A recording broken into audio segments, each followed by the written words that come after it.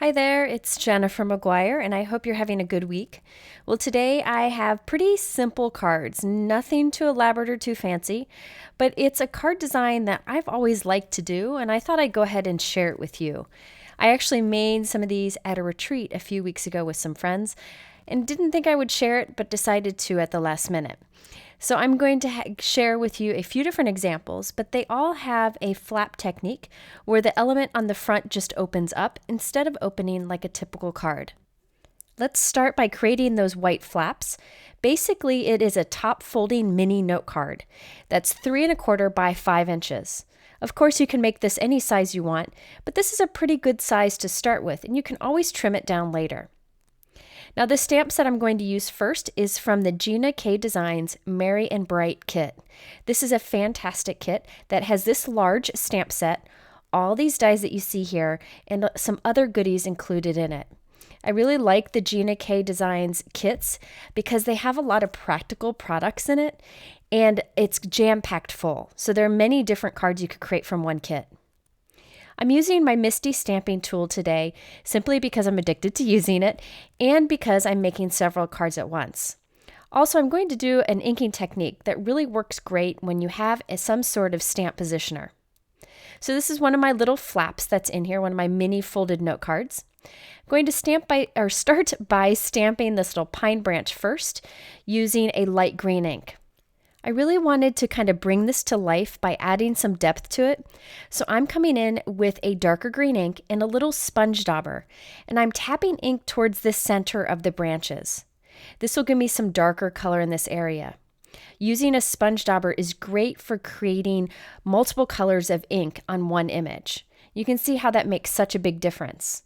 And you can go back and add as many colors as you want in any areas that you want. By using the sponge dauber, you're really controlling it so it kind of fades out so it blends into the first color you put down. Next, I'm going to do the little pine cone. I'm starting with a softer brown ink, and then I'm going to build up some darker colors on this, again with the sponge dauber.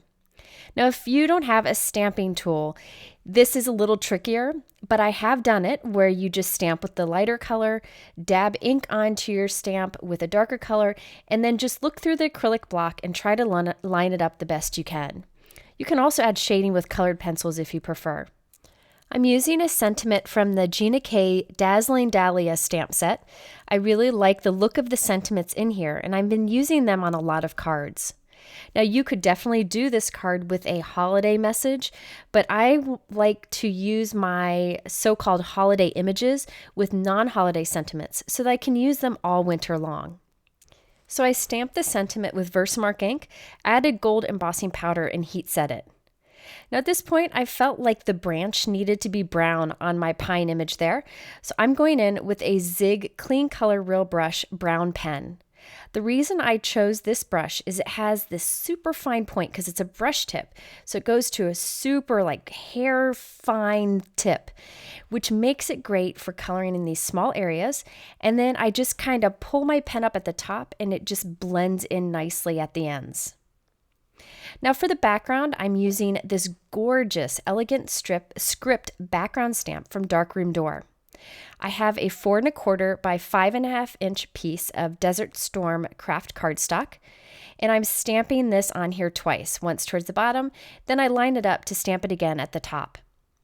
Now this is just a piece of cardstock. It is not a folded note card. This will be the back of our card. Now the Desert Storm Neenah craft cardstock, I believe is like 100 or 80 pounds, maybe it's 80 pounds, and that's a little thin for a base for me. So I decided to cut another piece of the same size and glue it to the back just so that it would be a little more substantial. This is what the flap of our card will go onto. So this brown piece does not open up. So now I can use some strong double-sided tape here to add our little flap to the front of the card. Now this card design, I actually glued the flap right up to line up with the top. So there is just the brown showing on the sides and the bottom, but you could just center it if you prefer. Now I wanted this to flatten nicely. I was finding that I couldn't crease that flap enough. This is a little trick I do often to flatten things. I like to put them through my die cut machine inside of something. So in this case, I set up my die cut machine like I normally do for embossing folders. I put down a Spellbinders embossing mat that has a little give to it. I put my card inside of a little plastic sleeve, and then I ran it through the die cut machine, and this flattens it nicely.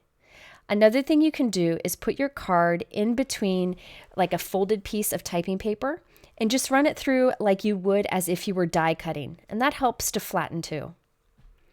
Now, I always like to add a little shimmer to my cards, so I covered all my stamping with Wink of Stella. And then I'm adding little clear gemstones with some strong liquid adhesive. This looks kind of like snow falling, but it's very subtle, so it's not too distracting from the main image. It just kind of catches the light when you tilt it. And there you can see the sparkle on our stamped image, how the flap opens up for you to write your message inside. Now, I made a bunch of cards like this. I changed up the sentiment on a few of them, but I felt like this was a card design that I could send to many people, and I could do it all throughout the winter season. There's just something so elegant about those pine images there. Now, the next example I wanted to create uses holly. I don't know what it is, but I love using holly on cards, and I really like the holly images from this Gina K Festive Foliage stamp set. It's another large stamp set with lots of images. I stamped it first with a light green ink, and now I'm going in and adding lots with a sponge dauber of a darker green ink. You'll see I did it many times so I could get a really beautiful dimensional look with lots of blending. And I did that with 3 holly branches, and I gold heat embossed the thank you. This time my flap there, that white area, is a 3¼ by 4½ inch tall card. That way I can center it nicely on my brown background. That's 4¼ by 5½. I then created some berries with red nuvo drops and added some shimmer to my holly leaves with my Wink of Stella pen. I again used the script on the background brown piece and added some clear gems just for a little bit of an accent. I really feel these holly leaves show how beneficial it is to add more of a darker ink onto your stamp with a sponge dauber. You can see the variation there. That's so beautiful. Now, my third example is the poinsettia card. I'm not going to show you all of the stamping because it's pretty basic. I used the Gina K Perfect Poinsettia stamp set, which you can tell I've used quite often. It's a gorgeous layering stamp set. It's easy to stamp and layer because the center of the images all line up. After I did my stamping on a 3¼ by 4½ inch little mini white card, I glued it to the background. Now in the center of my flower, I wanted lots of color and texture. So I put a cluster of metallic copper drops from Nuvo right in the center, and I let them dry overnight. Then the next day I came back in and squirted some of this Nuvo drops in glitter in between. And when this dries, you get a lot of texture in there. Sometimes it's fun to put some drops down, let them dry, and then go back and add more. Because if you did it all at once, they'd kind of bleed together. And you can see the fun texture you get there in the center of the flower. Again, that background doesn't open up. It's just that white flap area that opens, just to create a different type of card design. So there you have another way to make something a little unexpected. If you are interested in these products, I link them below in my YouTube description as always. But go to my blog. I have much more information there for you. And be sure to check out these videos in the center. Thanks for watching. I hope your week is wonderful, and we'll see you soon.